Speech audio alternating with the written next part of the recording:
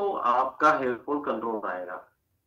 अगर आप वही स्टार्टिंग में बोला था कि खान पीन अच्छा नहीं हो, जितना आप मर्जी कुछ लगा लो शरीर पे काम नहीं करता है, तो खान पीन अंदर से होना चाहिए, एंटीऑक्सीडेंट प्रॉपर्टीज होनी चाहिए, बायोटिन अच्छा होना चाहिए, विटामिन बी अच्छा होना चाहिए, ब्लड सर्कुलेशन अच्छा होना चाहिए आपका, तो उसका ओमेगा आपकी बॉडी में अच्छा होना चाहिए। तो ये सब बातों का ध्यान रखना, मतलब इन शॉर्ट आपकी डाइट बढ़िया होनी चाहिए। जब डाइट बढ़िया होगी आपकी, सब कुछ सही हो गया, फिर हम क्या करेंगे, फिर हम लेंगे अपना हेयर ग्रोथ सीरम।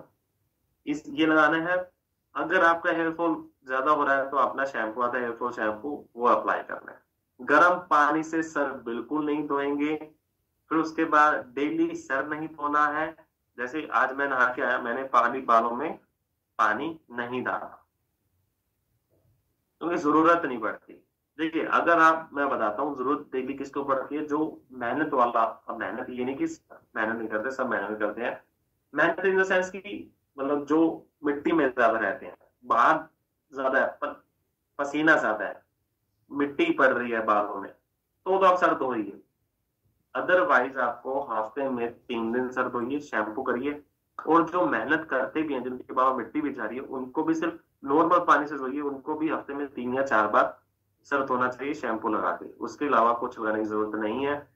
फिर उसके बाद शैम्पू कर लिया, शैम्पू के बाद अपना आता है सीरम, आता है और कंडीशनर जिसको हम बोलते हैं, बेसिक लैंग्वेज में बात करें शाइन जिसको हम बोलते हैं, वो लगाइए।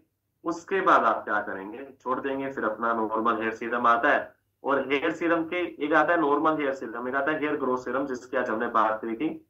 तो हेयर ग्रोथ सीरम क्या करता है, जो आपके बालों को जड़ों में मजबूत करता है, और जो नॉर्मल सीरम है वो आपके बालों को ऊपर ऊपर से नरिश करके रखता है, ताकि बालों को ऊपर से डैमेज ना हो।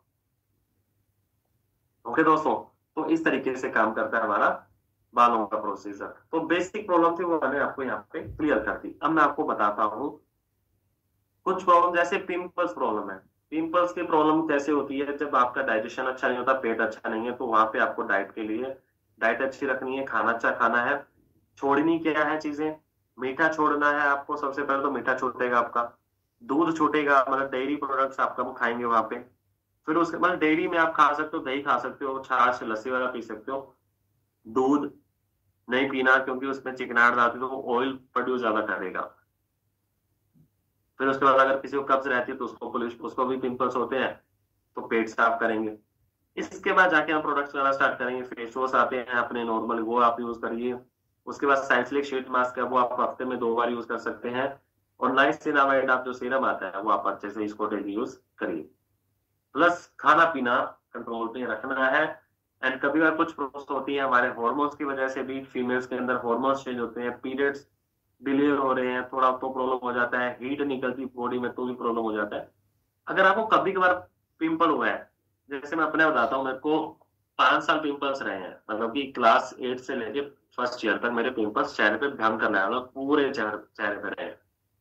बट अब क्या होता है, अब कभी कभार, मतलब महीने में एक आधा बार हो गया, जब मैं बहुत ज्यादा तला हुआ खा लेता हूँ, कभी पार्टी वार्टी है, घर में भी फंक्शन है, अभी 10 दिन पहले था, तब डाइट खराब हो जाती है बहुत बार।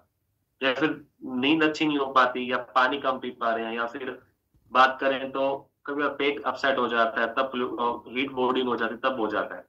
तो अगर आपको एक आधी बार हो रहा है तो घबराना नहीं कि चलो ठीक है यार, रैंडम में हो जाता है, स्किन में हो जाती है। तो अगर आपको हमेशा रहते हैं तो आपको थोड़ा ध्यान रखना है।